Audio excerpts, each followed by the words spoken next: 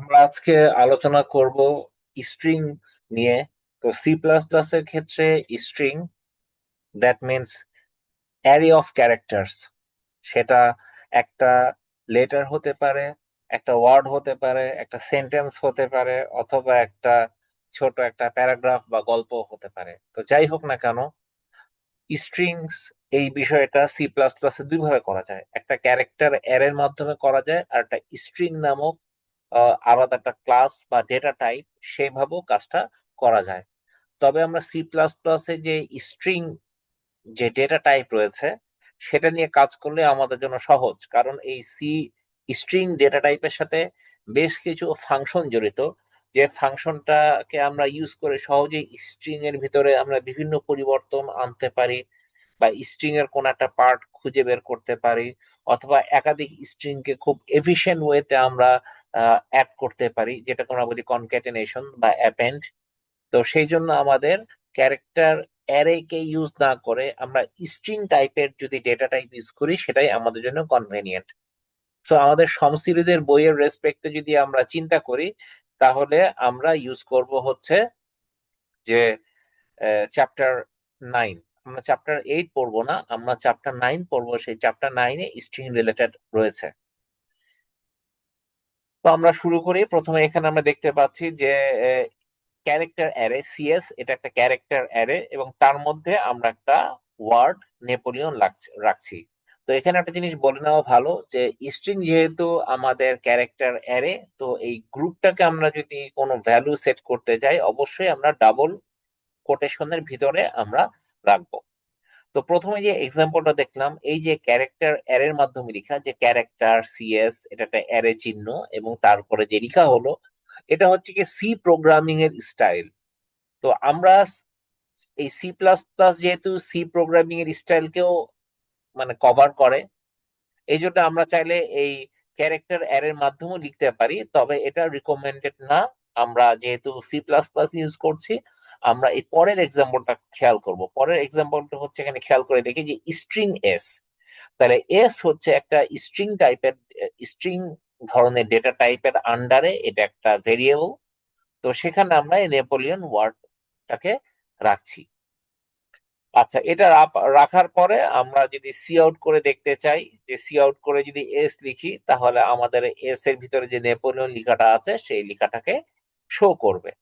এবং আমরা যদি জানতে চাই যে এই নেপোলিয়ন মানে এস যে স্ট্রিংটা আমরা লিখেছি, এর মধ্যে মোট কয়টা অক্ষর রয়েছে, মানে কয়টা ক্যারেক্টার রয়েছে, এটা যদি আমরা গুনতে চাই, তাহলে আমাদের নিজের থেকে আলাদা করে গুনার দরকার নাই। এই স্ট্রিং এর সাথে একটা ফাংশন জড়িত, যেটাকে বলা হয় লেন্থ। তো সেটা লিখার পদ্ধতি হচ্ছে S dot length. That means আমাদের যদি স্ট্রিং যদি এস হয়, তাহলে এস ডট লেন্থ যদি আমরা এইভাবে লিখি ফাংশনটা, তাহলে আমাদের স্ট্রিং লম্বায় কতটুকু সেটা বলে দিবে। তো একটু আগে যেটা বললাম যে এই স্ট্রিং এর সাথে অনেকগুলা ফাংশন জড়িত, সেটা এই স্ট্রিং টাইপের যে ডেটা টাইপ, ওর সাথে বিল্ট ইন কিছু ফাংশন রয়েছে। তো এর প্রথম যে ফাংশনটা আমরা সম্মুখীন হলাম, সেটা হচ্ছে গিয়ে লেন্থ। তাহলে এই স্ট্রিং এর নাম যে রয়েছে এস, এস ডট লেন্থ লিখলে আমাকে দেখাবে এই স্ট্রিংটা লম্বায় কতটুকু, বা কয়টা সদস্য রয়েছে, বা কয়টা ক্যারেক্টার রয়েছে। ঠিক একইভাবে আমরা আরেকটা ফাংশন দেখি, S dot replace. S dot replace এর মানে কি? এর মানে হচ্ছে গিয়ে, আমরা যদি এখানে খেয়াল করি, এস ডট রিপ্লেস, এখানে তিনটা তথ্য দেওয়া হয়েছে। তিনটা তথ্য মানে, প্রথম তথ্য হচ্ছে ফাইভ। ফাইভ মানে হচ্ছে গিয়ে ফিফথ, মানে ফাইভ হচ্ছে কি যে পজিশনটা। তো এখানে পজিশন বলতে কোনটা বোঝাচ্ছে? এটা হচ্ছে কি নেপোলিয়নের এন হচ্ছে কি 0, 1, 2, 3, 4, 5। তাহলে এই যে যে পজিশনটা, এটা হচ্ছে কি ফিফথ পজিশন। কারণ আমরা জানি আমাদের অ্যারেতে আমাদের ইন্ডেক্সটা শুরু হয় হচ্ছে গিয়ে 0 থেকে। তাহলে সেই দিক থেকে চিন্তা করলে আমরা দেখতে পাচ্ছি, এটা যদি 0তম পজিশন হয়, তাহলে এটা ফিফথ পজিশন। এবং এখানে বলছে ফিফথ পজিশন থেকে দুইটা দুইটা জায়গা নাও। এখন বলতে হচ্ছে ফিফথ পজিশন থেকে আমি যদি শুরু করি, তাহলে আমি কয়টা পজিশনকে চেঞ্জ করব। এখানে বলেছে ফিফথ পজিশন থেকে মোট দুইজনকে নাও, তাহলে এখানে ই বুঝায় এবং ও বুঝায়। এবং তাদেরকে কি করো, তাদেরকে চেঞ্জ করো বা তাদেরকে রিপ্লেস করো। কি দ্বারা রিপ্লেস করা হবে? আই এ দ্বারা রিপ্লেস করা হবে। তাহলে এখানে ইও আছে, ইও কে আমরা রিপ্লেস করছি কি দ্বারা? আমরা রিপ্লেস করছি আই এ দ্বারা। এবং এই কাজটা যদি আমরা করে থাকি, এই কাজটা যদি আমরা করি, তাহলে দেখবো যে আমাদের নেপোলিয়ন লেখাটা হয়ে যাবে নেপোলিয়ন হয়ে যাবে, মানে ইও কে আমরা চেঞ্জ করলাম আই এ দ্বারা। এরপর আমরা চলে আসি এখানে, যে বলা হচ্ছে ফরম্যাটেড ইনপুট এবং আনফরম্যাটেড ইনপুট। আমরা যদি নর্মালি সি দিয়ে কোনো স্ট্রিং কে যদি আমি লিখতে চাই, তাহলে কিন্তু আমরা মাত্র একটা ওয়ার্ড আমরা ইউজারের কাছ থেকে নিতে পারবো, আমরা কিন্তু পুরো সেন্টেন্স নিতে পারবো না। কারণ সিইন এর বৈশিষ্ট্য হচ্ছে, যখন আমরা কোনো জিনিস টাইপ করি, তো সেখান থেকে সে মাত্র ওই যে স্পেস বা এন্টার পাওয়ার আগ পর্যন্ত, কোন একটা স্পেস বা এন্টার পাওয়ার আগ পর্যন্ত সে জায়গাটা নিবে, এর বেশি আর নিবে না। যার ফলে হচ্ছে সিন এর মাধ্যমে আসলে আমরা একটা পুরো সেন্টেন্স কে নিতে পারি না, আমরা একটা ওয়ার্ড কে নিতে পারি। কিন্তু আমাদের যদি ইচ্ছা হয় যে আমরা পুরো একটা সেন্টেন্স চাচ্ছি, তাহলে সেক্ষেত্রে আমাদেরকে ইউজ করতে হবে গেট লাইন। একটা ফাংশন আছে গেট লাইন, এবং গেট লাইনের ভিতরে আমরা ব্র্যাকেট দিতে হবে সি ইন, কমা দিয়ে আমাদের যে স্ট্রিং অবজেক্ট যেটা নিব সেই এস লিখতে হবে, তাহলে আমরা পুরো একটা সেন্টেন্স নিতে পারবো। ঠিক আছে? আর সেক্ষেত্রে আমাদের এটা শেষ হবে নতুন এন্টার বা নিউ লাইন দেওয়ার মাধ্যমে। দ্যাট মিনস পুরা আমি কিবোর্ড থেকে একটা মানুষের যেটা নাম লিখলাম, একটা মানুষের নাম তো আসলে দুইটা বা তিনটা ওয়ার্ডে হয়, যে first name, middle name, last name.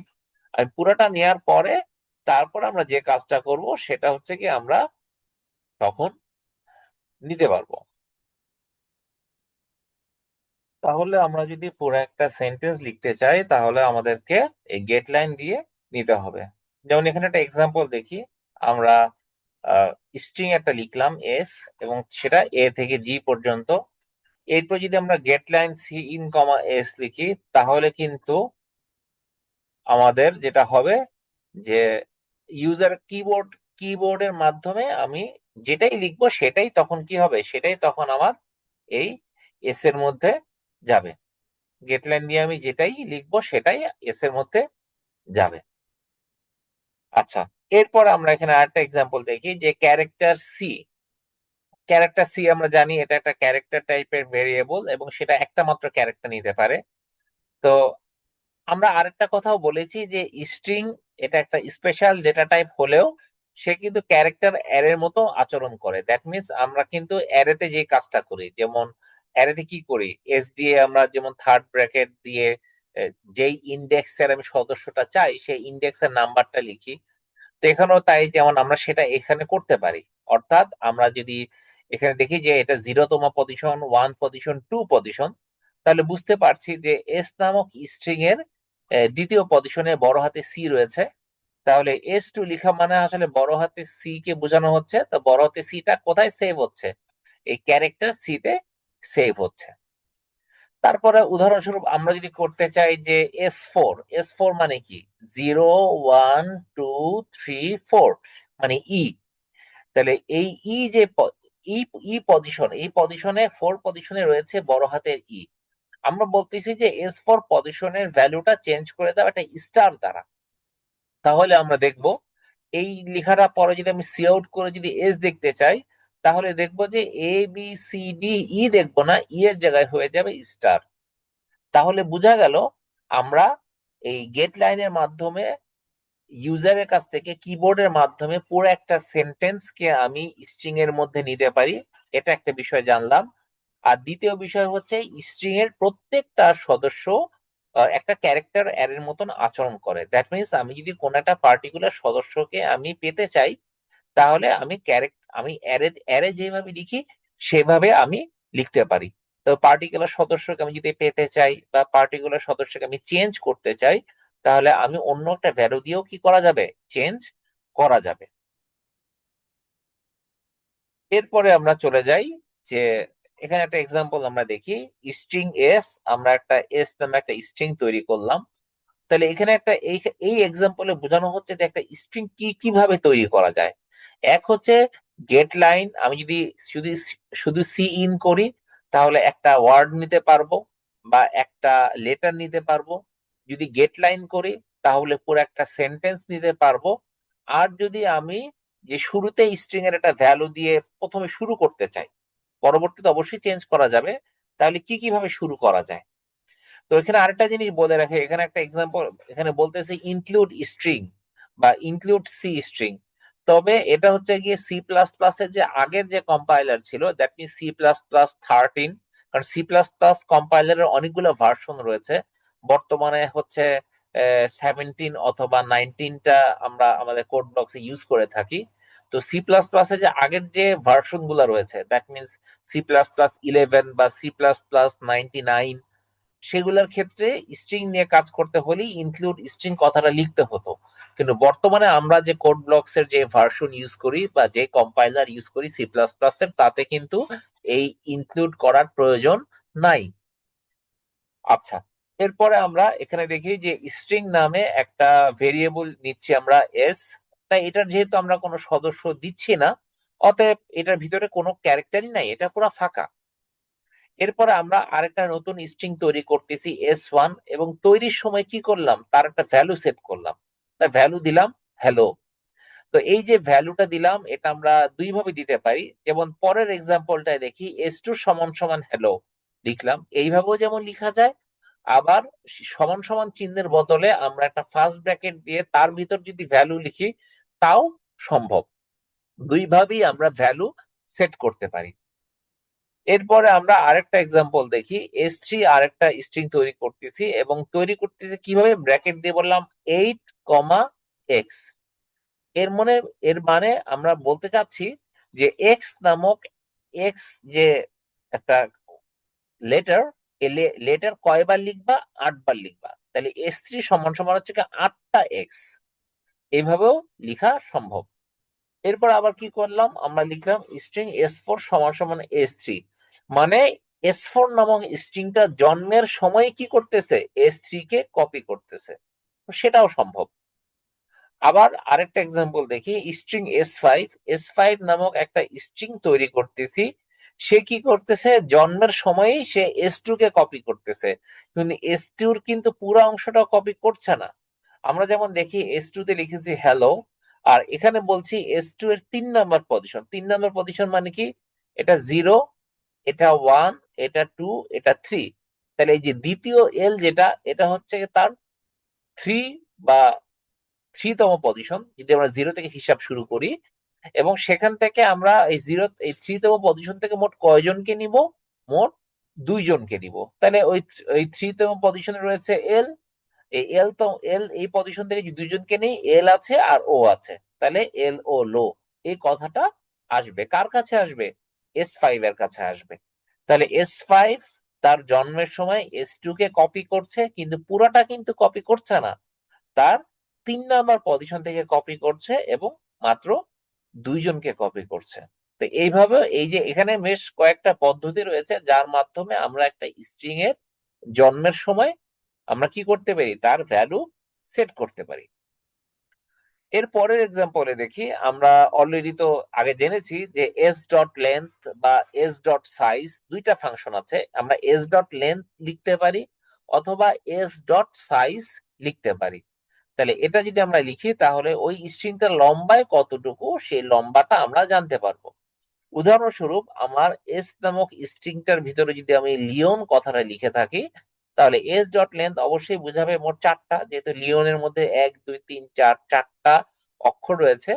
তাহলে এস ডট লেন্থ বলতে আউটপুটে আসবে 4। এরপর একটু আগে আমরা বলেছিলাম যে স্ট্রিং যেহেতু ক্যারেক্টার অ্যারের মতন আচরণ করতে পারে, অতএব যেহেতু এটা অ্যারের মতন আচরণ করে, অতএব আমরা এস দিয়ে যদি যেই ইন্ডেক্সটা থার্ড ব্র্যাকেটে লিখি, সেটাই আমাকে কি করবে, সেটা আমাকে দেখাতে পারবে, বা আমরা সেই ভ্যালুটা সেট করতে পারবো। যেমন আমরা যদি লিখি S0 সমান সমান বড় হাতের এন, তাহলে এই 0তম পজিশনে বড় হাতের এন ভ্যালুটা সেভ হবে। আচ্ছা, এরপরে হচ্ছে গিয়ে দুইটা স্ট্রিং এর মধ্যে তুলনা করা, কম্পেয়ার করা, কে বড় কে ছোট। এখন প্রশ্ন চলে আসে, স্ট্রিং এর ভিতরে তো কিছু কথা থাকে। যেমন উদাহরণস্বরূপ, আমি স্ট্রিং এর ভিতরে লিখতে পারি এ, লিখতে পারি অ্যাপল, লিখতে পারি বানানা, লিখতে পারি জেস্ট, লিখতে পারি, মানে অনেক কিছু লিখতে পারি, তাই না? তো এখন দুইটা স্ট্রিং কে যদি কম্পেয়ার করতে চাই তাহলে সি প্লাস প্লাস কোন দৃষ্টিকোণ থেকে কম্পেয়ার করে? সি প্লাস প্লাস যেটা কম্পেয়ার করে সেটা হচ্ছে গিয়ে আমাদের প্রত্যেকটা আহ, অক্ষরের একটা করে আস্কি কোড রয়েছে। যেমন বড় হাতের এ শুরু হয় 65 দিয়ে, তাহলে বড় হাতের বি হবে 66, বড় হাতের সি হবে 67। আবার যদি ছোট হাতের এ হচ্ছে 97, ছোট হাতের বি হচ্ছে 98, এইভাবে আস্কি কোডে সিরিয়ালি লেখা আছে। তাহলে তাই যদি হয় তাহলে আমরা এ আর বি এর মধ্যে যদি কম্পেয়ার করি, অবশ্যই বড় হাতের বি বড় হাতের এর চেয়ে বড় হবে, কারণ এর পরে বি আসে। এর এর আস্কি ভ্যালু যদি 65 হয়, তাহলে বি এর আস্কি ভ্যালু হচ্ছে 66, তাহলে অবশ্যই 66 65-র চেয়ে বড়। এই জন্য যখন দুইটা স্ট্রিং এর মধ্যে কম্পেয়ার করা হয় তখন তার অক্ষর ধরে ধরে কম্পেয়ার করা হয়। যদি আমি এখন বলি যে এ বি আর এর মধ্যে কে বড়, অবশ্যই বি বড়। তারপর যদি বলি এ আর অ্যাপেল এর মধ্যে কে বড়, তাহলে অবশ্যই অ্যাপেল বড়। এখন প্রশ্ন চলে আসে, এ এবং অ্যাপেল এই দুইটার মধ্যে প্রথম অক্ষর দুইটাই তো সেম। এখন যদি প্রথম অক্ষর দুইটা সেম হয় তখন ওরা চেক করবে দ্বিতীয় অক্ষর। ওর কোনো দ্বিতীয় অক্ষর নাই এতে, কিন্তু অ্যাপেলের মধ্যে দ্বিতীয় অক্ষর রয়েছে পি, তাহলে অবশ্যই এই অ্যাপল লেখাটা এর চেয়ে বড়। আবার যদি আমি অ্যাপেলের সাথে বানানা চেক করতে যাই তাহলে অবশ্যই বানানা বড় হবে, কারণ দেখা যাচ্ছে প্রথম অক্ষর, আসলে কম্পারিজন হয় প্রথম অক্ষর থেকে। যদি প্রথম অক্ষর সেম থাকে তাহলে চেক করবে দ্বিতীয় অক্ষরের সাথে, যদি দ্বিতীয় অক্ষর সেম হয় তাহলে চেক করবে তৃতীয় অক্ষরের সাথে। এইভাবে কম্পারিজনটা হতে থাকে। তাহলে অ্যাপল আর বানানার মধ্যে কি ঘটনা? অ্যাপলের মধ্যে রয়েছে বড় হাতের এ, আর বানানার মধ্যে হচ্ছে বড় হাতের বি। তাহলে প্রথমে সে প্রথম 0তম পজিশনটাকে চেক করবে, দ্যাট মিনস বড় হাতের বি এর সাথে বড় হাতের এ কে চেক করবে। তাহলে অবশ্যই সেখানে কে জিতবে, মানে কে বড় হবে? অবশ্যই বড় হাতের বি বড় হবে। আবার যদি আমি চিন্তা করি যে বেনানার সাথে জেস্ট এর কথাটা কম্পেয়ার করি, তাহলে অবশ্যই জেস্ট কথাটা জিতবে, মানে ও বড় হবে, কারণ হচ্ছে গিয়ে জেড অবশ্যই বি এর চেয়ে বড়। আবার যদি জেস্টের সাথে যদি এ কে কম্পেয়ার করি তাহলে এ জিতবে। এর কারণটা কি? কারণ হচ্ছে আমাদের আস্কি কোডে আমরা প্রথমে আগে বড় হাতের এ থেকে জেড হয়, তারপরে ছোট হাতের এ থেকে জেড হয়। বড় হাতের এর আস্কি কোড 65 আর ছোট হাতের এর আস্কি কোড 97, তো অবশ্যই 97 65-র চেয়ে বড়। এই জন্য আমাদের সি প্লাস প্লাসে যখন লেক্সিকোগ্রাফিক্যালি যখন আমরা কম্পেয়ার করতে থাকবো তখন দেখবো যে জেস্টের চেয়ে এ বড় হয়ে যাবে, কারণ এর আস্কি কোড 97, যেখানে জেড এর আস্কি কোড হয়তো বা 90 বা যেটা হোক আমরা চেক করে বোঝা যাবে। তবে অবশ্যই ছোট হাতের এ বড় হাতের জেড এর চেয়ে বড়। এরপরে যদি এ এবং অ্যাপ্রিকনের মধ্যে কম্পেয়ার করি, প্রথম অক্ষর যদিও সমান কিন্তু দ্বিতীয় অক্ষর এসে দেখি যে এর পর এখানে পি আছে, কিন্তু এখানে এর পরে তো আর কেউ নাই। এই জন্য এ এবং অ্যাপ্রিকট এই দুইটার মধ্যে যদি কম্পেয়ার করি অবশ্যই অ্যাপ্রিকট জিতবে। আবার যদি অ্যাপ্রিকট আর লিওন এই দুইটার মধ্যে কম্পেয়ার করি অবশ্যই লিওন জিতবে, কারণ ছোট হাতের এর চেয়ে ছোট হাতের এল অর্থাৎ লিওনের এল সে বড় হবে।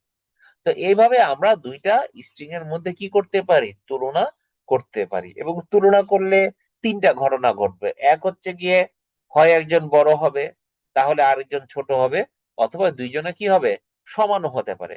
যদি লিখি যে এই যে বড় হাতের এ তারপরে ডাবল পি এল ই অ্যাপল হচ্ছে S2 তে আছে, আবার S5 সেখানেও যদি অ্যাপল থাকে, বা যদি S4 আর S3 এর মধ্যে যদি দেখি যে S4 অ্যাপেল S3 অ্যাপেল এবং একই ভাবে লেখা, তাহলে অবশ্যই দুইটা সমান হবে।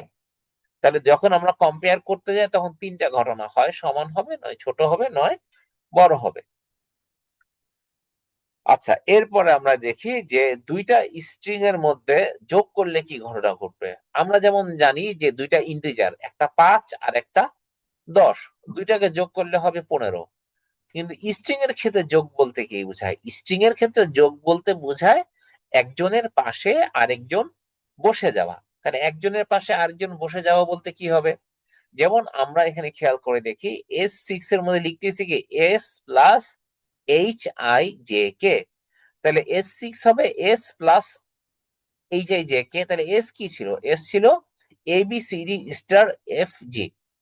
এর সাথে আমি কি যোগ করতেছি? HIJK। তাহলে FG এর পরে কি আছে? HIJK ওর পাশে বসে যাবে, এই পুরোটা মিলেই হয়ে যাবে S6। এরপর এখানে খেয়াল করে দেখি S2 plus is equal to S5, এর মানে কি? আমরা জানি প্লাস ইকাল টু মানে কি, প্লাস ইজ ইকাল টু মানে S2 is equal to S2 plus S5। তাহলে S2 এর মধ্যে কি বসবে? S2 যে নিজে ছিল সে তো থাকবেই, ওর সাথে যোগ করতে হবে S5 কে। তাহলে আমাদের S2 ছিল রোবট আর S5 ছিল সকার। তাহলে S2 plus is equal to S5 মানে হচ্ছে কি S2 এর সাথে S5 ও পাশে বসে যাবে, তাহলে হয়ে যাবে রোবট সকার একসাথে। তাহলে আমরা এইভাবে কি করতে পারি, দুইটা স্ট্রিং কে যোগ করতে পারি, বা প্লাস ইজ ইকাল টু যে কম্পোজিট অ্যাসাইনমেন্ট অপারেটর যেটা, সেটাও আমরা এখানে ইউজ করতে পারবো। এরপরে চলে আসি সাব এসটিআর, এটা একটা ফাংশন। সাব এসটিআর তো নাম শুনেই বুঝতে পারতেছি সাব স্ট্রিং। সাব স্ট্রিং মানে কোন একটা স্ট্রিং থেকে কিছু ছোট একটা অংশ ও নেওয়া বা কেটে নেওয়া।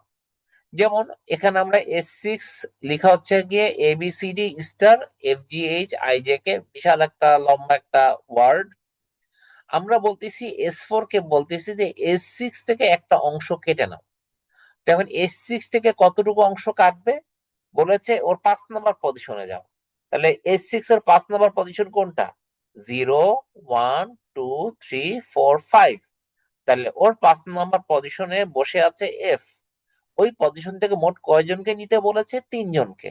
তাহলে আমি যদি F তম এই পজিশন থেকে 3জনকে নিই, তাহলে একটা হচ্ছে F, তারপরে G, তারপরে H।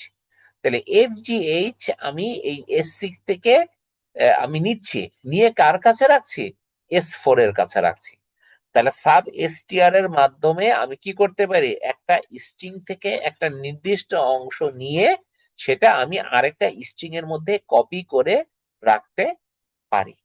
তাহলে এই লাইনটাকে এখানে বলতেছে যে S4 Gates A substring of S6। S4 S6 থেকে নিচ্ছে স্টার্টিং এট ইন্ডেক্স 5, ইন্ডেক্স 5 থেকে নিচ্ছে এন্ড টেকিং 3 ক্যারেক্টার্স, এবং 3জন ক্যারেক্টারকে নিচ্ছে। এরপরে চলে আসি আমরা আরো দুইটা ফাংশন এখানে ইউজ করতেছি, একটা হচ্ছে গিয়ে ইরেজ এবং আরেকটা হচ্ছে গিয়ে রিপ্লেস। তাহলে ইরেজ মানে আমরা বুঝতে পারতেছি যে কোন একটা অংশ মুছে ফেলা, আর রিপ্লেস মানে হচ্ছে গিয়ে পরিবর্তন করা। তাহলে S6 এটা একটা ক্যারেক্টার অ্যারে বা একটা স্ট্রিং রয়েছে, এখান থেকে বলছি যে S6 থেকে ইরেজ করো। এখন ইরেজ করলে তখন প্রশ্ন চলে আসে যে কোন পজিশন থেকে আমরা ইরেজ করব। তাহলে এখানে খেয়াল করে দেখি আমাদেরকে বলছে 4 নাম্বার পজিশন থেকে ইরেজ করো। তাহলে 4 নাম্বার পজিশন কোনটা? 0 1 2 3 4। তাহলে এই স্টার যে পজিশন, এই পজিশন থেকে ইরেজ করতে বলেছে। কয়জনকে ইরেজ করতে বলেছে? 2জনকে। ওই রিপ্লেসের মতন অনেকটা, কিন্তু এখানে আমরা কি করছি, একটা স্ট্রিং তার নিজের ভিতরে কিছু অংশকে আমরা বাদ দিতে চাচ্ছি। তাহলে বাদ দিতে চাইলে আমাকে লিখতে হবে S6 ডট ইরেজ, এবং তারপরে বলতে হবে কোন পজিশন থেকে বাদ দিতে চাই এবং কতটুকু বাদ দিতে চাই। তাহলে এখানে ফোর্থ পজিশন মানে স্টার পজিশন থেকে বাদ দিচ্ছি এবং 2জনকে বাদ দিচ্ছি, স্টার এবং F, এই 2জনকে বাদ দিচ্ছি। তাহলে তাহলে এইভাবে করলে কি হয়ে যাবে, মানে ওই জায়গাটা ইরেজ হয়ে যাবে। এরপরে আমরা চলে আসি S6 ডট রিপ্লেস। এখানে আমরা কি কি বলবো? রিপ্লেস কথাটা বলবো, পরিবর্তন কথাটা বলবো। তাহলে পরিবর্তন কিভাবে করা হচ্ছে, আমরা এই S6 এর কাছে যাই। S6 এর কাছে যদি যাই তাহলে আমাদের যেটা করতে হবে, S6 ডট রিপ্লেস, এখানে বলা হচ্ছে 5 নাম্বার পজিশন থেকে। তাহলে আমরা এখন দেখি এখানে 5 নাম্বার পজিশন কোনটা? 0 1 2 3 4 5। এই H যে লেখাটা, এই লেখাটা হচ্ছে আমাদের 5 নাম্বার পজিশন। এই পজিশন থেকে আমরা কি করব, এই পজিশন থেকে আমরা 2জনকে আউট করে দিব। কয়জনকে আউট করব? আমরা 2জনকে আউট করব। তাহলে এই পজিশন থেকে 2জনকে আউট করলে H এবং I আউট হয়ে যাবে, এবং এদেরকে পরিবর্তন করব কার দ্বারা? এই HI চলে যাবে, তার বদলে কে বসবে? তার বদলে বসবে ছোট হাতের XYZ। তাহলে এখানে খেয়াল করে দেখি ABCDG, ঠিক আছে, HI টা চলে গেল, তার বদলে কে চলে আসলো? XYZ চলে আসলো। ঠিক আছে। এখন মনে প্রশ্ন হতে পারে, আমরা দুইটা পজিশন, দুইটা জায়গাকে রিপ্লেস করে দিলাম, তার বদলে কয়জনকে দিব? তার বদলে কি আমাকে মাত্র 2জনকেই আমি দিতে বাধ্য, বা 2জনকে দেওয়ারই সুযোগ আছে? না, এমন না। এখানে বলা হচ্ছে তুমি এই পজিশন থেকে দুইজনকে আউট করে দাও, আর ওই জায়গাটায় কয়জনকে বসাও, ওই জায়গাকে তিনজনকে বসাও।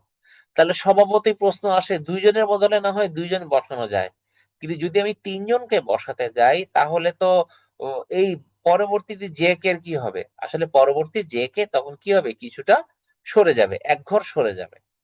কারণ দুইজনের জায়গায় না হয় এক্স ওয়াই বসতে পারলো, তাহলে জেড বসলে জেড তো জে এর জায়গায় নিত। কিন্তু এখন যেটা, এটাই হচ্ছে আমাদের স্ট্রিং এর সুবিধা। স্ট্রিং এটা একটু স্মার্টলি কাজ করে। আমাদের এই ফাংশন গুলাই আসলে অনেক সমস্যার সমাধান করে দেয়। আমাদেরকে আসলে নিজের থেকে এই শিফটিং, যেটা আমরা অ্যারেতে শিখেছি, আমাদের প্রয়োজনের ভিত্তিতে আমাদেরকে নিজ দায়িত্বে ফাংশন লিখে এই প্রয়োজন অনুসারে শিফট করতে হতো, কিন্তু এই কাজটা এই স্ট্রিং কনসেপ্টের মধ্যে যে ফাংশন রয়েছে, ইরেজ, রিপ্লেস বা যা যা ফাংশন আমরা ইউজ করছি, তার মাধ্যমে আসলে ব্যাপারটা অটোমেটিক হয়ে যায়। আমাদেরকে আসলে নিজের থেকে ভেঙে ভেঙে আর কোনো আলাদা ফাংশন চালিয়ে নিজের থেকে ফাংশন লিখতে হয় না। তাহলে এটাই এখানে বলা হচ্ছে, replace two characters from S6। S6 থেকে আমরা দুইটা ক্যারেক্টার রিপ্লেস করছি, স্টার্টিং এট ইন্ডেক্স 5। ইন্ডেক্স 5 থেকে ঘটনা শুরু হচ্ছে, আর কি দ্বারা রিপ্লেস করছি, XYZ দ্বারা রিপ্লেস করছি। এরপরে চলে আসছি আমরা ফাইন্ড ফাংশন। ফাইন্ড ফাংশন তো নাম শুনেই বুঝতে পারতেছি যে কোন একটা স্ট্রিং থেকে কোন একটা বিষয় আমরা খুঁজে বের করতে চাই। সেই খুঁজে বের করাটা কোন একটা ক্যারেক্টার হতে পারে, বা কোন একটা শব্দের অংশ হতে পারে, বা ইভেন কোন একটা শব্দও হতে পারে। যেমন এখানে একটা স্ট্রিং নামে আমি যে S7 এর মধ্যে যেটা লিখেছি সেটা থেকে মিসিসিপি রিভার বেসিন। এখন আমি যদি চাই যে এই পুরা মিসিসিপি রিভার বেসিন থেকে SI কথাটা খুঁজে বের করতে, ঠিক আছে? এখন কথাটা কিন্তু এই মিসিসিপি রিভার বেসিনের মধ্যে তিনবার আছে। খেয়াল করে দেখি, এই মিসিসিপি লিখার মধ্যে এখানে প্রথমে একটা আছে, এরপরে এই যে সিপির মধ্যে এখানে একটা আছে, এবং এই যে বেসিন, বেসিন লিখার মধ্যে একটা আছে। এখন আমাকে বলেছে যে খুঁজে বের করো যে লিখাটা কোথায় আছে। লিখাটা কোথায় আছে খুঁজে বের করলে স্বভাবতই বোঝায় যে তুমি পুরাটা খুঁজে বের করে দেখো ঘটনাটা প্রথম কোথায় ঘটেছে। যদিও লিখাটা আমার এই লাইনের মধ্যে ঘটেছে তিনবার, কিন্তু আমার উত্তর আসবে প্রথমবার যে জায়গায় ঘটেছে সেই জায়গাটাই আমার সে দেখাবে। এখন লিখাটা কোন জায়গায় ঘটেছে দেখো, জায়গাটা ঘটেছে 3 নম্বর পজিশনে। মিসিসিপির হচ্ছে 0তম পজিশন, 1 নম্বর পজিশন, 2 নম্বর পজিশন, 3 নম্বর পজিশন। তাহলে ঘটনাটা প্রথম অকারেন্স ঘটতেছে আমার 3 নম্বর পজিশনে। অতএব সিআউট যদি S7.find দিয়ে কথাটা লিখি, তাহলে আমাকে দেখাবে 3 নম্বর পজিশন, মানে 3 নম্বর পজিশনে এই টুকরাটাকে পাওয়া গেছে। এরপর আমরা যদি লিখি যে পুরা পুরা জায়গাটার মধ্যে SO লেখাটা খুঁজে বের করি, তো মিসিসিপি রিভার বেসিনের মধ্যে SO নামে কোনো পার্ট নাই। তাহলে সে কি করবে, SO নামক লেখাটা পুরা মিসিসিপি রিভার বেসিন এই পুরোটার মধ্যে খুঁজবে। কোথাও যদি না পায় তাহলে সে লিখা উঠবে 23। 23 মানে হচ্ছে গিয়ে এই 23টা ক্যারেক্টার, মানে হচ্ছে গিয়ে একদম পুরা জায়গাটা খুঁজে গিয়েছি, খুঁজে গিয়ে তার শেষ বাউন্ডারির বাইরে চলে গেছি, তারপরও আমি খুঁজে পাইনি, এটাই বোঝায়। কারণ আমরা জানি মিসিসিপি রিভার বেসিন, যদি কথাটা খেয়াল করি, এটা 0তম পজিশন, এটা 0তম ইন্ডেক্স, এবং বেসিনের যে এটা কিন্তু 22তম ইন্ডেক্স। তাহলে আমি যদি পুরোটাও খুঁজে না পাই, আমাকে লিখা আসতেছে 23তম ইন্ডেক্স। 23তম ইন্ডেক্স মানে হচ্ছে তার বাউন্ডারির জাস্ট পরের পজিশন, মানে বাউন্ডারির বাইরে। তাহলে এটা যদি বাউন্ডারির বাইরের পজিশন, মানে ওটা লেন্থ যত, এই যে মিসিসিপি রিভার বেসিন এই কথাটা লেন্থ হচ্ছে 23। অতএব আমি যদি কোন একটা কিছু খুঁজতে বলি এবং সে যদি ওর লেন্থ যেটা, সে লেন্থের ভ্যালুটা যদি রিটার্ন করে, এটা মানে এটাই বুঝায় যে আসলে সে খুঁজে পায়নি। আচ্ছা, এরপরে আমরা যদি কোন একটা পজিশন চেক করতে চাই, তাহলে আমরা নর্মালি S3 ইন্ডেক্স, যেটা আমরা একটু আগে দেখেছি, এই যে আমরা যেমন লিখি যে কোন একটা পজিশন যদি দেখাতে চাই, আমরা যে একটা ক্যারেক্টার অ্যারের মতন যেটা লিখি, এই যেমন S0, আমরা চাইলে এইভাবে S0 এইভাবেও যেমন, বা S1 S2 S3 এইভাবেও যেমন লিখতে পারি। চাইলে আরেকটা ফাংশন রয়েছে, সেটা হচ্ছে গিয়ে এস ডট অ্যাড দিয়ে ব্র্যাকেটে ইন্ডেক্স সেভাবে কথাটা লেখা যায়।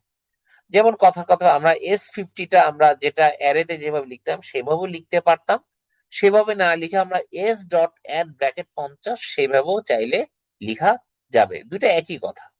তো আমরা এই এস ডট অ্যাড 50 এইভাবে লিখাচ্ছে, আমরা এস থার্ড ব্র্যাকেট 50 যেটা ক্যারেক্টার মানে অ্যারেতে যেভাবে লিখে সেইভাবে লিখাটাই আমাদের জন্য কনভেনিয়েন্ট বা সহজ। আচ্ছা, এখানে আরেকটা জিনিস ইউজ করছে, সেটা হচ্ছে কি একটা রেঞ্জ চেকিং এর ব্যাপার দেখতেছে যে আসলে 50তম পজিশন এই এই যে এস নামক যে স্ট্রিং তার মধ্যে আছে কিনা। অবশ্যই নাই, কারণ এস সমান সমান লিওন। এখানে S0 আছে, S1 আছে, S2 আছে, S3 আছে, S50 নামে তো আর কিছু পাওয়া যাবে না। তাহলে এখানে একটা কি হবে, এখানে একটা এক্সেপশন হ্যান্ডলিং এর মাধ্যমে একটা এরর জেনারেট করবে, এবং এররটা এখানে আমাদেরকে দেখাবে যে আউট অফ রেঞ্জ একটা ঘটনাটা ঘটতেছে। এখানে আমরা একটা নতুন জিনিস দেখি, এটা হচ্ছে ট্রাই ক্যাচ, এটা হচ্ছে এক্সেপশন হ্যান্ডলিং বোঝায়।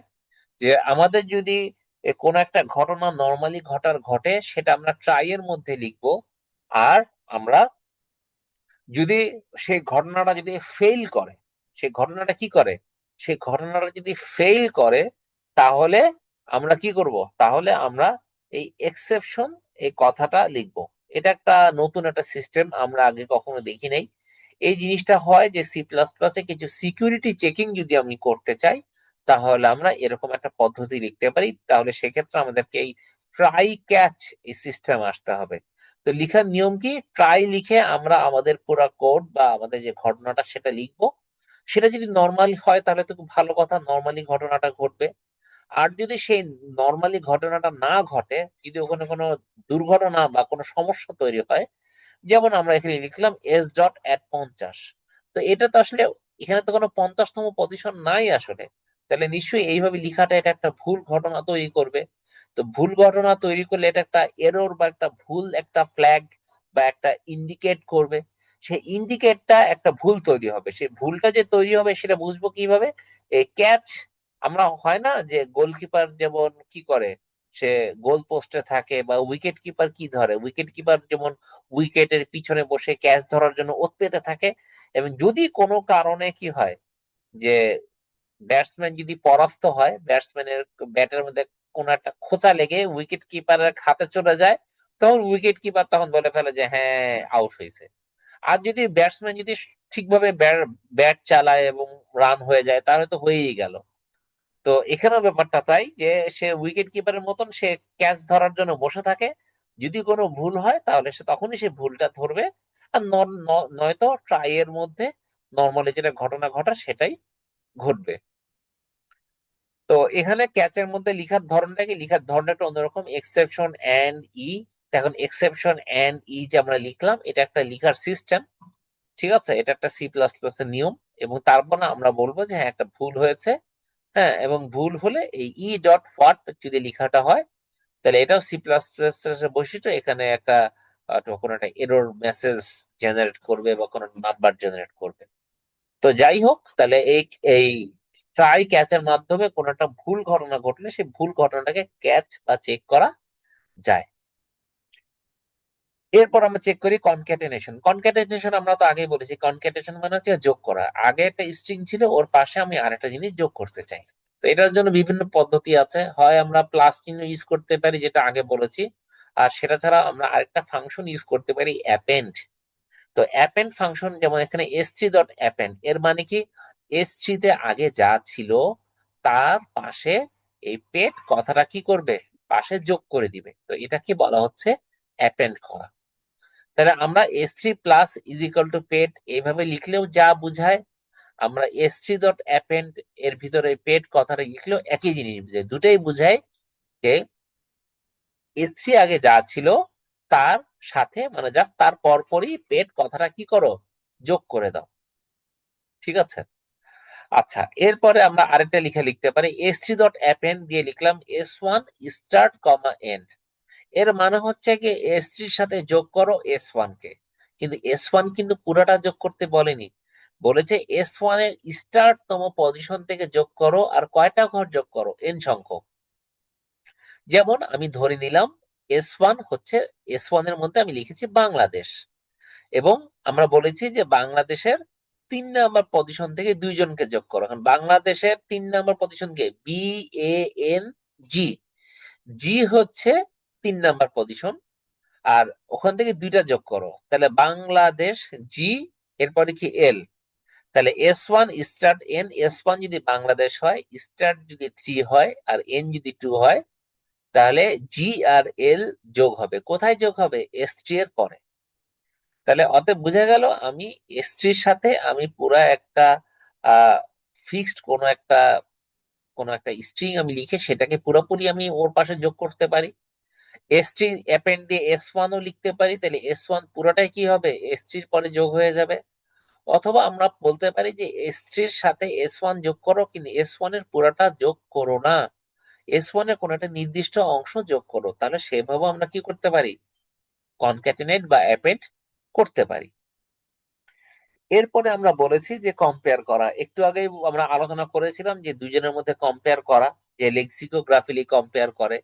যেমন আমরা জানি বি হচ্ছে গিয়ে বড় হাতের এর চেয়ে বড় হাতের বি বড় হবে, আবার ছোট হাতের এ বড় হাতের এর চেয়ে বড় হবে, অথবা ছোট হাতের এ বড় হাতের জেড এর চেয়েও কি হবে? বড় হবে। ঠিক আছে? তো এই জিনিসটা আমরা কম্পেয়ার করতে পারি। এখন কম্পেয়ারের জন্য, কম্পেয়ার যদি করি, তাহলে কম্পেয়ার করলে আমরা normally greater than, less than, equal to, not equal two, এভাবে যেমন কম্পেয়ার করা যায়, আবার কম্পেয়ারের জন্য আলাদা একটা ফাংশন ইউজ করা যায়, যেন S1 ডট কম্পেয়ার S2। এর মানে S1 এর সাথে কাকে কম্পেয়ার করা হচ্ছে? S2 কে কম্পেয়ার করা হচ্ছে। এই যে S1 ডট কম্পেয়ার S2, এর মানে S1 এর সাথে S2 কে কম্পেয়ার করা হচ্ছে। এখন প্রশ্ন আসতে পারে, কম্পেয়ার করলে আমি কি রেজাল্ট পাবো?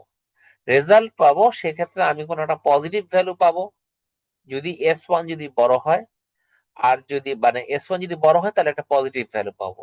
S1 আর S2 যদি সমান হয় তাহলে আমরা 0 পাবো, আর যদি S1 S2 এর চেয়ে যদি ছোট হয় তাহলে আমরা নেগেটিভ ভ্যালু পাবো। ঠিক আছে? আচ্ছা, এখন S1 কে আমি S2 এর সাথে যে কম্পেয়ার করব, আমি কি S2 এর পুরো অংশের সাথে কম্পেয়ার করব? না, আমরা চাইলে S2 এর পুরো অংশের সাথেও কম্পেয়ার করতে পারি, অথবা S2 এর একটা নির্দিষ্ট অংশের সাথেও কম্পেয়ার করতে পারি। আবার আমি আরেকটা প্রশ্ন করতে পারি, আমি S1 কে কি পুরোটাই কম্পেয়ার করব? না, আমি চাইলে S1 কে পুরাও কম্পেয়ার করতে পারি, অথবা কি করতে পারি, অথবা আমি S2 এর একটা নির্দিষ্ট মানে S1 এর নির্দিষ্ট অংশের সাথে S2 এর নির্দিষ্ট অংশকে কম্পেয়ার করতে পারি। যেমন উদাহরণস্বরূপ এখানে দেখি S1 ডট কম্পেয়ার S1 এর স্টার্ট একটা পজিশন থেকে S1 এর একটা নির্দিষ্ট লেন্থ পর্যন্ত আমি কম্পেয়ার করতে চাই কার সাথে? S2 এর সাথে। কিন্তু S2 কিন্তু আবার পুরানা, S2 এরও আমি একটা নির্দিষ্ট একটা পজিশন থেকে নির্দিষ্ট একটা অংশকে আমি কপি করতে চাই। যেমন কথার কথা, আমি যদি মনে করে বলি যে আমি S1 এর কাছে আছে অ্যাপল এবং S2 এর কাছে আছে ব্যানানা, আমি চাচ্ছি S1 এর শুরুর পজিশন থেকে 2জনকে কপি করব, S2 এর শুরুর পজিশন থেকে 2জন। তাহলে S1 এর শুরুর পজিশন থেকে 2জন বলতে কাকে বোঝায়? এ আর পি। আবার S2 এর মধ্যে যদি ব্যানানা থাকে, তাহলে ব্যানানার কতটুকুকে আমি কপি করছি? S2 এরও ধরে নিলাম শুরু থেকে 2জন, বি এবং এ, এই 2জনকে কপি করব কার, কম্পেয়ার করব কার সাথে? এই S1 এর এ এবং পি এর সাথে। তাইলে আমি এইভাবে একটা মানে S1 এর একটা নির্দিষ্ট অংশকে S2 নির্দিষ্ট টুকরার সাথে কম্পেয়ার করতে পারি। অথবা চাইলে S1 কে S2 এর সাথে পুরোপুরি কম্পেয়ার করতে পারি। অথবা চাইলে আমি S1 এর একটা নির্দিষ্ট অংশকে S2 এর পুরোটার সাথেও কপি করতে পারি। অথবা S1 পুরোটাকে S2 এর একটা নির্দিষ্ট অংশের সাথে কম্পেয়ার করতে পারি। মানে আমার আসলে সব ধরনের সুযোগ হাতে আছে। তো আমরা যেটাই করতে চাই সেই জিনিসটা স্পষ্ট করে আমরা এই প্যারামিটারের মধ্যে এই মানে ভ্যালু গুলা ঠিক মতো বলে দিব। আচ্ছা, এখানে আমরা একটা এক্সাম্পল দেখি। আমরা নর্মালি 2টা স্ট্রিং নিয়েছি, একটা ফু এবং একটা বার। ফু এর মধ্যে লাগতেছি আলফা, আর বারের মধ্যে লাগতেছি বেটা। এখন আমরা ফু এবং বারের মধ্যে কম্পেয়ার করতে চাচ্ছি। তো ফু আর বার কি সমান? নিশ্চয়ই না, তাহলে এই লেখাটা আর কাজ করবে না। ফু আর বার কি অসমান? অবশ্যই অসমান, তাহলে এই লেখাটা কাজ করবে। ফু কি বারের চেয়ে ছোট? ফু বারের চেয়ে অবশ্যই ছোট, কারণ আমরা এখানে দেখতে পাচ্ছি এ, ফুটা শুরু হয় এ দিয়ে আর বার শুরু হয় বি দিয়ে, তাহলে অবশ্যই এর চেয়ে বি বড়। অতএব ফু বারের চেয়ে ছোট কথাটা সত্যি। ফু কি বারের চেয়ে বড় না, কথাটা মিথ্যা। ফু কি বারের ছোট অথবা সমান, হ্যাঁ কথাটা সত্যি। সমান না হলেও অ্যাটলিস্ট ছোট, এটা তো ঠিক। ফু বারের চেয়ে বড়, সমান বা বড়, কথাটা মিথ্যা। তাহলে এই সকল ইফের মধ্যে কোনটা কোনটা কাজ করবে? এই 2 নম্বরটা কাজ করবে, যে foo and bar are not equal. তারপর ফু বারের চেয়ে ছোট, এটা কাজ করবে। ফু বারের সমান বা ছোট, সেটাও কাজ করবে। মানে এখানে যে আমরা মোট একটা, দুইটা, তিনটা, চারটা, পাঁচটা, ছয়টা শর্ত আমরা চেক করতেছি। এই ছয়টা শর্তের মধ্যে 3টা শর্ত আমাদের এগ্রি করে এবং সেই 3টার আউটপুট আমাদেরকে দেখাবে। তাহলে এর দ্বারা বোঝা গেল আমরা যখন দুইটা স্ট্রিং কে কম্পেয়ার করতে যাই, তখন আমরা টিপিক্যাল যে কম্পারিজন যে অপারেটর রয়েছে, মানে equal to, not equal to, greater, sorry less, greater, তারপরে less is equal to, greater equal to, ঠিক আছে? তাহলে আমাদের মোট এখানে মোট কয়টা কম্পারিজন অপারেটর আমরা শিখেছি? 1 2 3 4 5 6, এবং ছয়টাই আমরা এখানে অ্যাপ্লাই করতেছি। তাহলে অ্যাপ্লাই করলে আমাদের বর্তমান প্রেক্ষাপটে, মানে এই এক্সাম্পল বা এই ভ্যালুর আলোকে দেখতে পাচ্ছি এই 3জন কাজ করবে, এবং যারা যারা কাজ করছে তাদেরটাই আউটপুটে দেখতে পারবো। তাহলে কম্পারিজন আমরা চাইলে কি করতে পারি, এইভাবে S1 কম্পেয়ার এই স্টাইলটাকেও ফলো করতে পারি, অথবা আমরা এইভাবেও ফলো করতে পারি। যদি এইভাবে ফলো করি, আমাদেরকে আসলে পুরা স্ট্রিং ধরে ধরে আমাকে লিখতে হবে। কোনো একটা পার্ট নিয়ে, একটা স্ট্রিং এর একটা সার্টেন পার্ট নিয়ে কাজ করতে চাই, তাহলে এই পদ্ধতিতে হবে না। আমরা যদি স্ট্রিং এর কোনো সার্টেন পার্ট নিয়ে কম্পারিজন করতে চাই, তাহলে আমাদেরকে এই স্টাইলটা, মানে এই যে S1 ডট কম্পেয়ার, মানে কম্পেয়ার ফাংশনটা ইউজ করতে হবে। তাইলে আমাদের কম্পারিজনটা কি হবে, কোন একটা প্রিসাইজ বা কোন একটা সেগমেন্টেড কম্পারিজন করাটা সম্ভব হবে। আর আমরা যদি পুরোটা নিয়ে কম্পারিজন করতে চাই, তাহলেও আমরা এটা দিয়েও কম্পেয়ার করতে পারি, অথবা আরেকটু স্ট্রেট ফরওয়ার্ড আমরা যেভাবে আগে শিখেছি, এই যে কম্পারিজন অপারেটর যেটা রয়েছে বা রিলেশনাল অপারেটর রয়েছে, তার মাধ্যমে করা যেতে পারে। এরপর আমরা সাব স্ট্রিং এর কথা তো বলেছি, যে কোন একটা স্ট্রিং থেকে কোন একটা নির্দিষ্ট অংশ যদি কাটতে চাই, S1 ডট সাব স্ট্রিং, এটা করে আমরা কি করতে পারি, S1 থেকে একটা নির্দিষ্ট অংশ আমরা কাটতে পারি, কেটে ওটাকে আমরা কি করতে পারি, সি আউট করে শো করতে পারি, বা সে কাটা অংশটা কে আমরা কপি করে অন্য একটা নতুন একটা স্ট্রিং এর মধ্যেও কি করতে পারি, সেভ করে রাখতে পারি। দুটোই করা যায়। এরপরে হচ্ছে সোয়াপিং করা। সোয়াপিং করা মানে S1 S2 পরিবর্তন করা। ধরে নিই S1 হচ্ছে গিয়ে অ্যাপল এবং S2 হচ্ছে অরেঞ্জ। S1 এর মধ্যে লেখা ছিল অ্যাপল এবং S2 এর মধ্যে লেখা ছিল অরেঞ্জ। আমরা যদি লিখি S1 ডট সোয়াপ S2, এটার যে ঘটনা ঘটবে, S1 এর মধ্যে হয়ে যাবে S2 এর ভ্যালু, মানে S1 এর ভিতরে হয়ে যাবে অরেঞ্জ, আর S2 এর মধ্যে হয়ে যাবে অ্যাপল। তাহলে এভাবে আমরা কি করতে পারি, S1 আর S2 এর মধ্যে যে ভ্যালু আছে তাদেরকে আমরা কি করতে পারি, সোয়াপ করতে পারি। সেটাও আমরা চাইলে এই স্ট্রিং এর মধ্যে করা সম্ভব, এবং এর জন্য খুব সহজ একটা ফাংশন, সেটা থেকে সোয়াপ। তাহলে লিখতে হবে কি, আমরা যাকে সোয়াপ করতে চাচ্ছি, S1 কে সোয়াপ করতে চাচ্ছি কার সাথে, S2 এর সাথে। তাহলে লিখতে হবে S1 ডট সোয়াপ S2। তবে এখানে একটা ব্যাপার কি, S1 ডট সোয়াপ S2 লিখাও যেই কথা, আর S2 ডট সোয়াপ S1 লিখাও একই কথা। মানে S1 আর S2 এর মধ্যে কি হচ্ছে, সোয়াপ হচ্ছে। এরপর আমরা স্ট্রিং এর যে সাইজ কত, এটার জন্য আমরা তো অলরেডি ফাংশন শিখেছি। S1 ডট সাইজ বা S1 ডট লেন্থ যদি লিখি, তাহলে S1 এর লম্বায় কতটুকু সেই জিনিসটা দেখাবে। আর S1 ডট ক্যাপাসিটি দিয়ে বোঝানো হয় সর্বোচ্চ আসলে ওর মধ্যে কতটুকু ও জায়গা ধারণ করা সম্ভব রিঅ্যালোকেশন মানে না করে। আর S1 ডট ম্যাক্স সাইজ হচ্ছে কি, S1 যে একটা স্ট্রিং যে একটা ভেরিয়েবল টাইপ, সে C++ ওকে আসলে সর্বোচ্চ কতটুকু ধারণ ক্ষমতা অ্যালাউ করে।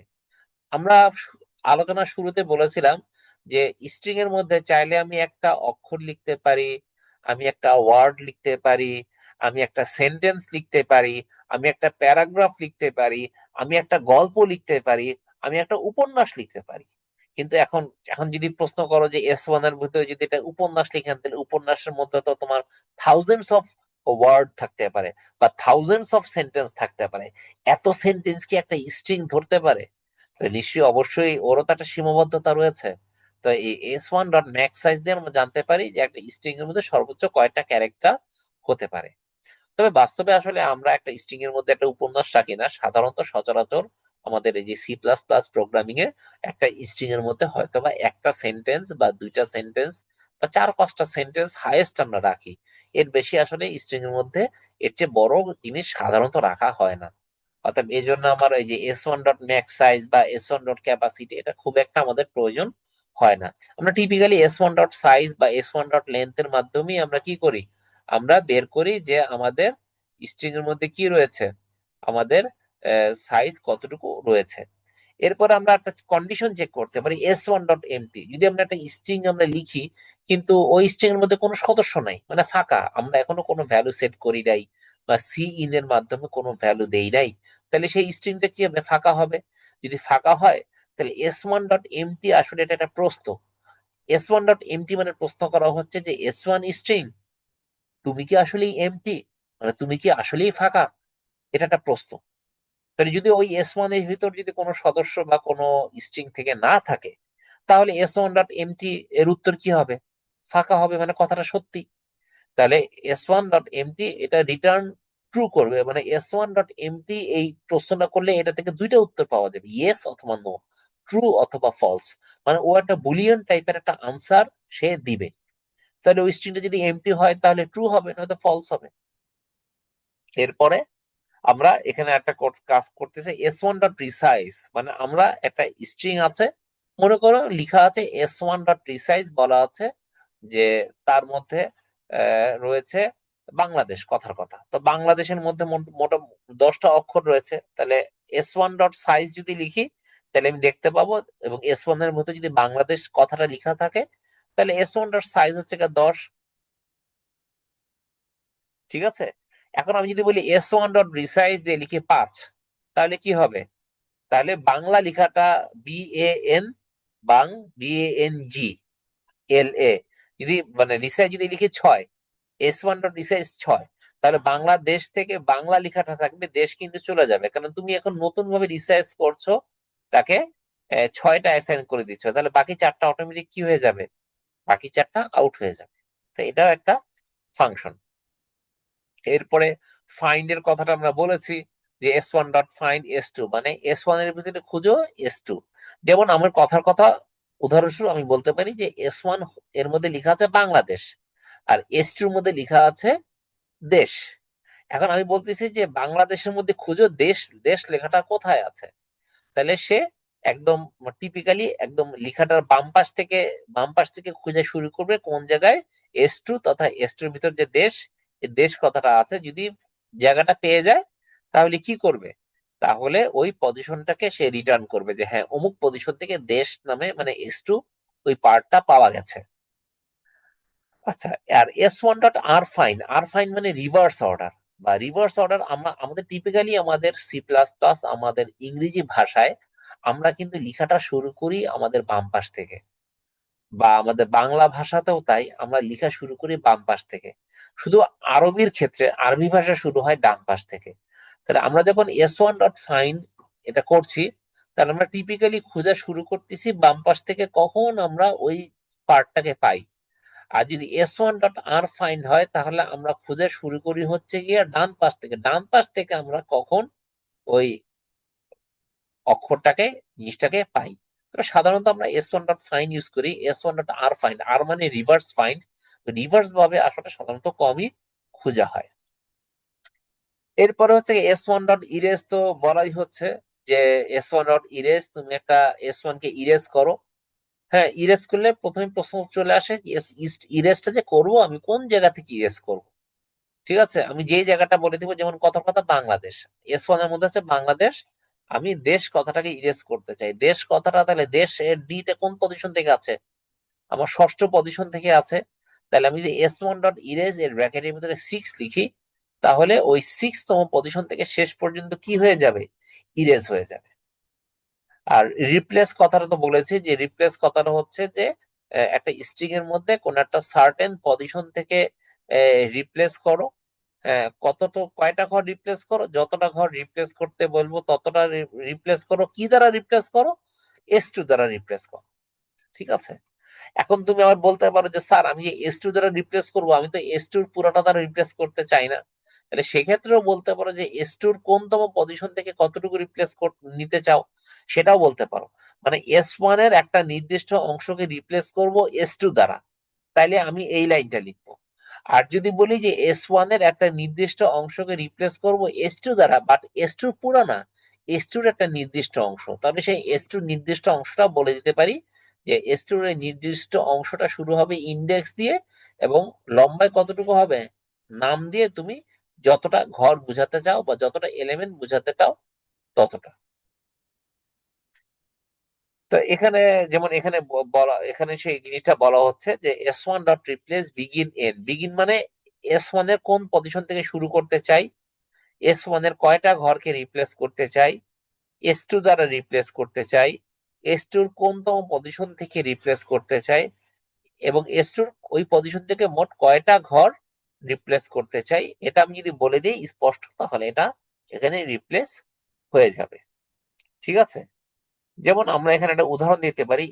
এসটিআর এর মধ্যে লেখা আছে this is an example string, আর এসটিআর থ্রি এর মধ্যে লেখা আছে স্যাম্পল ফ্রেজ। এখন বলা হচ্ছে এসটিআর এ রিপ্লেস করো 19তম পজিশন থেকে 6টা। এখন 19তম পজিশন কোনটা বোঝাবে? তাহলে 1 2 3 4 5 6 7 8 9 10 11 12 13 14 15 16 17 18 এই 19তম পজিশন বলতে আসলে বোঝানো হচ্ছে আমার কোন ঘরটা, আমার এই যে এই গ্যাপ থেকে। ঠিক আছে, তাহলে গ্যাপ থেকে শুরু করে মোট কয়টা? 6টা। তাহলে আমি যদি আবার মনে হয় চেক করি, হয়তো বা মনে হয় সরি, এটা আমাদের শুরু হবে সম্ভবত এই এস লেখাটা থেকে। 1 2 3 4 5 6, তাহলে এখান থেকে শুরু করে স্ট্রিং এই পুরা এই স্ট্রিং এই এতটুকু অংশকে আমরা চেঞ্জ করব, কার দ্বারা চেঞ্জ করব? এসটিআর থ্রি দ্বারা। এসটিআর থ্রি এর কি পুরাটা না, এসটিআর থ্রি এর 7 নম্বর পজিশন। এসটিআর থ্রি এর 7 নম্বর পজিশন কোনটা কি? এখান থেকে মোট কয়টা নিব? 6টা নিব। তাহলে এই 6টাকে, তাহলে এসটিআর থ্রি এর এই 7 নম্বর পজিশন থেকে 6টা ঘর তথা ফ্রেজ, এই কথাটাকে কোথায় আমরা রিপ্লেস করব? এসটিআর এর মধ্যে রিপ্লেস করব। কিন্তু এসটিআর এর কোন জায়গা থেকে? এসটিআর এর এই স্ট্রিং এই এতটুকু অংশকে রিপ্লেস করব কার দ্বারা? ফ্রেজ দ্বারা। তাহলে এই ঘটনাটা ঘটার পরে আমার এসটিআর কি হয়ে যাবে? আমার হয়ে যাবে this is an example string, না, তখন হয়ে যাবে this is an example phrase.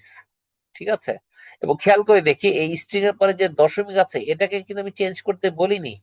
এই স্ট্রিংটা রিপ্লেস হবে ফ্রেজ দ্বারা, কিন্তু এরপরে যে একটা ফুল স্টপ, ফুল স্টপ কিন্তু যথারীতি পড়ে থাকবে। তো এইভাবে আমরা কি করতে পারি, একটা স্ট্রিং এর মধ্যে রিপ্লেস করতে পারি আরেকটা স্ট্রিং দ্বারা, এবং সেটা করার এটা একটা একদম ডিটেলস একটা পদ্ধতি। এই ফাংশনটা ইউজ করলে কি হবে, আমাদের এ পরিবর্তন হয়ে যাবে। একইভাবে আমরা কি করতে পারি, আমরা ইনসার্ট করতে পারি। এস ওয়ান এর মধ্যে ইনসার্ট করো কাকে, কোন পজিশনে ইনসার্ট করো, এটা বলতে হবে অবশ্যই। বলতে হবে কোন পজিশনে, এই ইন্ডেক্স নামক পজিশনে ইনসার্ট করো। কাকে ইনসার্ট করো? এস টু কে ইনসার্ট করো। তাহলে এস ওয়ান এর ইন্ডেক্স তম পজিশনে কাকে ইনসার্ট করবো? পুরো এস টু কে ইনসার্ট করবো। আর যদি বলো আমি তো এস টু কে পুরাটা ইনসার্ট করতে চাই না, এস টু নির্দিষ্ট অংশ ইনসার্ট করতে চাই, তাহলে এস টু এর ইন্ডেক্স 2তম পজিশন থেকে এন ঘর পর্যন্তকে ইনসার্ট করবো কার মাধ্যমে? আমরা এস ওয়ান এর মাধ্যমে। সেটাও আমরা করতে পারি, তাহলে আমরা এইভাবে কথাটা লিখতে পারি। তা এইভাবে আমরা আসলে স্ট্রিং এর ক্ষেত্রে আমরা অনেকগুলা স্ট্রিং কিভাবে লিখতে হয় সেটা আমরা জানলাম। স্ট্রিং এর মধ্যে যে ইউজারের কাছে নিতে চাই, তাহলে আমরা সি ইন করে নিলে একটা ওয়ার্ড নিতে পারি। আমি যদি গেট লাইন দিয়ে ইউজ করি তাহলে পুরো একটা সেন্টেন্স নিতে পারি। তারপর স্ট্রিং এর সাথে জড়িত অনেকগুলা ফাংশন আমরা শিখেছি। এস ওয়ান ডট সাইজ বা লেন্থ, ওই স্ট্রিং লম্বাই কতটুকু এটা যদি জানতে চাই। তারপরে ইনসার্ট করতে পারি, ইরেজ করতে পারি। তারপরে আমরা কি করতে পারি, ইনসার্ট করা, ইরেজ করা, তারপর আমরা রিপ্লেস করা। হ্যাঁ, ঠিক আছে, এখানে ইনসার্ট দেখতেছি, এখানে রিপ্লেস দেখতেছি, এখানে ইরেজ দেখতেছি, এখানে ফাইন্ড দেখতেছি, এখানে সাইজ আছে, এমটি আছে, রিসাইজ আছে, এরপরে সোয়াপ আছে, সাব এসটিআর আছে। এভাবে আমরা বিভিন্ন ফাংশন কি করতে পারি আমরা। তারপরে অ্যাপেন্ড ছিল, কম্পেয়ার ছিল, তারপরে ফাইন তো আমরা বলেছি। তো এইভাবে আমরা বিভিন্ন ফাংশনকে কি করা যাবে, আমরা এখানে ইউজ করা যাবে। তাহলে এইভাবে আমরা এক্সাম্পল গুলো, এখানে যে সকল এক্সাম্পল রয়েছে সেগুলো আমরা দেখবো, এই ফাংশন গুলা, এবং আমরা বিভিন্ন এক্সাম্পল দিয়ে এগুলো আমরা চালায় চালায় দেখবো যে কিভাবে কাজ করে।